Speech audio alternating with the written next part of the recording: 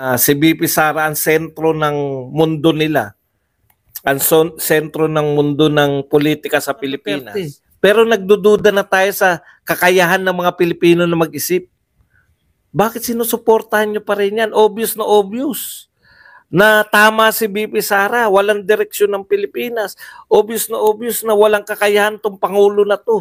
30 minutes na interviewhan kay BP Sara. Ang pakiramdam ng mga umatake sa kanya, pinagtulungan silang lahat ni BP Sara. Hina, lahat umatake. 'Di ba? After niya magsalita, after nung kanyang press conference, lahat talaga as in lahat na ng tauhan ng pamilyang Marcos, Romualdez Araneta, no? Lahat na ng kanilang mga alagad. Alam mo, pag nasa gitna ka ng atake, yung habang sila umaatake, yung kahit alam mo na tama yung pinaglalaban natin, madadala ka rin sa atake. Puta, nakakapanghina to. Durug-durug kami. Paano nga to, no? Sinentrohan nila ng atake yung Bagamat natutuwa tayo na si BP Sara ang sentro ng mundo nila, ang sentro ng mundo ng politika sa Pilipinas, kahit po walang ginagastos na pera na pambayad sa media o pambayad sa mga social media, no? Bagamat natutuwa tayo, nakakapanghina rin Nakakapanghina rin na walang puknat. Walang puknat, pati sasabayan pa ng paglalabas ng kayo mga walang kwentang survey. Yung mga Noli Me Tangere, tagaan nyo po sa bato yan. Ang Noli Me Tangere na yan, tsaka yung Octa Arts Dancers Research na yan, hanggang ngayong eleksyon na lang yan. Wala na maniniwala sa inyo sa susunod na eleksyon. Pucha, pinakakulelat si BP Sara, utot nyo. Samantalang sa lahat ng kalye, kaya maganda yung kalye survey noon. No? Yung mga anlayo Yung lahat ng kalye survey, nananalo yung mga Duterte, maka-Duterte yung mga Pilipino, nagandahan sa palakad ng Duterte. Tapos, sa mga survey na mga ngayon lang sumulpot, hindi po matagal ng survey ang mga Octarts na yan. Ngayon lang po yan, tsaka yung Noli Me Tangere na yan. Galit na galit ka naman, Greg Yu. Ang aga mo naman magalit. Cool ka lang. Cool lang nga kami. Yung mga aso, gigil agad. May pangil agad. Tignan po ninyo, Kaya kapanipaniwala po yung mga survey noon, SWS yan, tsaka Pulse Asia, tugma doon sa kalye survey. Di ba? Nangunguna BBM Sara. Tapos nangunguna sa totoong survey, BBM Sara din. Puta, itong mga, hindi po yan. Akala nyo ba nung nagdaan, nariyan na yung mga tokmol na yan? Wala pa po yan. Naku. Ngayon lang po yan, panahon na ni Marcos yan. Kasi naglaho nga Isang eleksyon laho na sila. Okay, ba't tayo rito, no? Alam nyo, pag nasa gitna po ng banat, kaya ako rindi-rindi rin Sabi ko, puta, kailan ba tatapos itong mga hinayupak na to? No? Kailan ba matatapos itong atake? Walang tigil Sabi ko, pucha, apektado ka rin. Ako, vlogger. Kaya tuwan-tuwa ako nung pumunta si Amik. Sige, Amik, ano tayo? Pahinga ako ngayon. Di ko na kaya. Kailangan ko mag-refresh.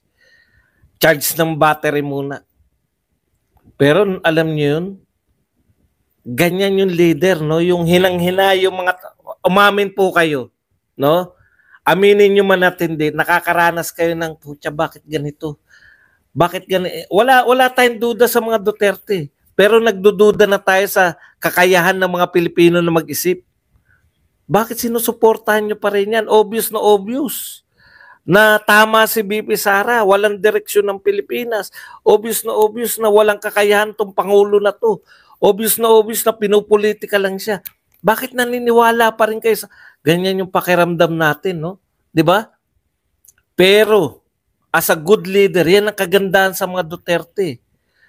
Tuwing mapapakinggan natin sila, puta, breath of fresh air. No? Yung talagang mabubuhayan ka eh. Ito ang mga magandang ipagtanggol. Puta, buhay na buhay. Kanina ko lang napanood. Alam ko meron ng kagabi, kaya lang gusto kong matulog eh. Pinanood ko po ngayon, puta, buhay na buhay.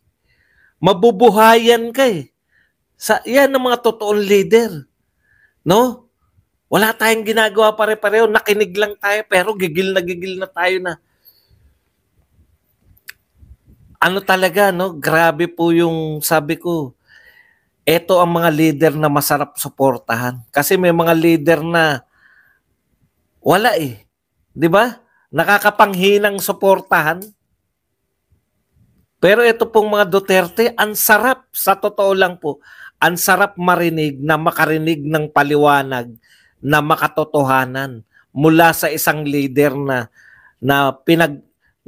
lahat inaatake. Pero ang nangyari po, isang 30 minutes na interviewhan kay BP Sara. Ang pakiramdam ng mga umatake sa kanya, pinagtulungan silang lahat ni BP Sara. Pinagtulungan silang mag-isa. Grabe, kayang sagutin lahat ng binato nila. Parang ang dami nilang binato, di ba? Alam niyo yung mahusay na leader, kaya niyang, ito lang lahat ng mga pinagsasabi nila. Kaya nilang ipakita kung pinakita. Actually, pinakita ni BP Sara na yung lahat ng binabato nila sa akin, walang katotoran lahat eh. Di ba? Pwede lang po yan, uubra lang po yan kung mananahimik yung inaatake nyo. No? Kaso hindi naman nanahimik si BP Sara.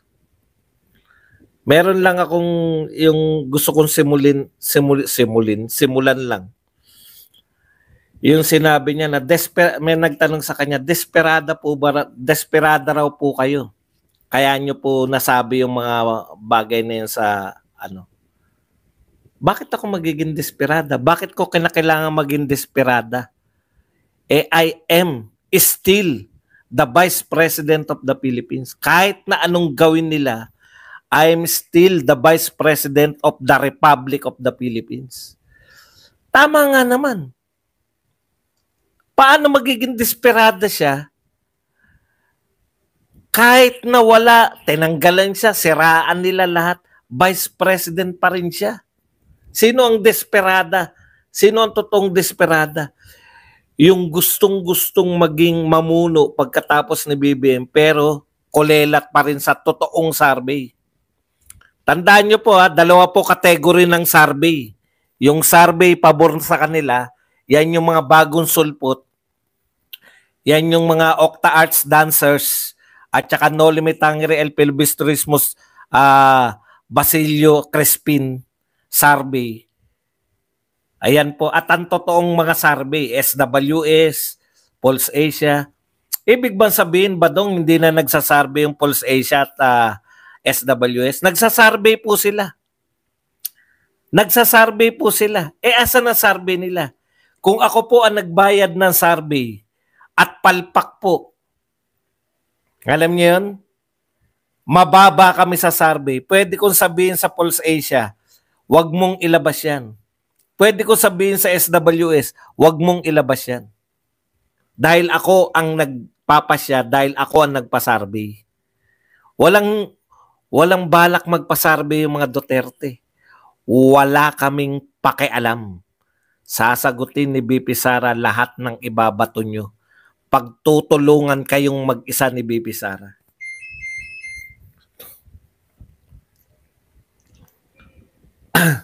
Okay. Alam nyo, di ba yung habang pinagtutulungan, yung wala tayong kakayahan kundi mabuisit lang. Ngayon po, inisa-isa po ni BP Sara. Dalawa lang yung sinasabi nila no? Sementro sila sa desecration of the dead. Kinalimutan lahat ng issue.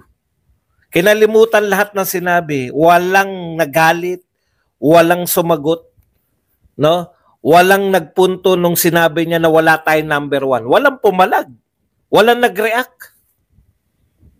Wala nagre-react nung sinabi niya na incompetent ang ating Pangulo. Walang kakayahang mamuno.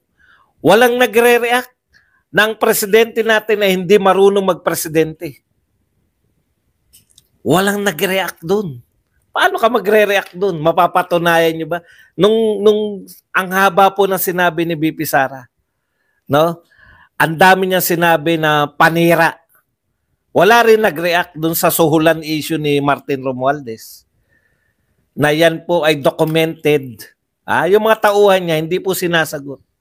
Alam niyo yung ginagawa nila? Diversion. Kayo ang tunay na diversion. Ang daming okasasyon na buksan ni BP Sara. Ngayon, pinag-uusapan ng lahat. Yan pong suhulan sa Okada. Biglang naging fresh news. Dati na yan. Fresh na press. Thank you very much kay Evelyn Bautista sa 490. Sumentro sila. Kaya talagang scripted eh. May mga usapan, kita nyo ang tagal. Samantalang ganito po, no? Yung iba ngayon palang sumasagot katulad ni Charis. Ngayon palang sumasagot si Charis. Presidential son, Sandro Charis Marcos. Ngayon palang sumasagot. May bago ng atake. Alam niyo yun? Kasi kinakailangan po nila aral. Hindi po sila, ang pagkakaiba po ni BP Sara sa kanila, sila, ano ang mga dapat nating sentrohan lang. Sentrohan lang natin yung kanyang unstable. Meron na nga, may tinandaan nga si BP Sara.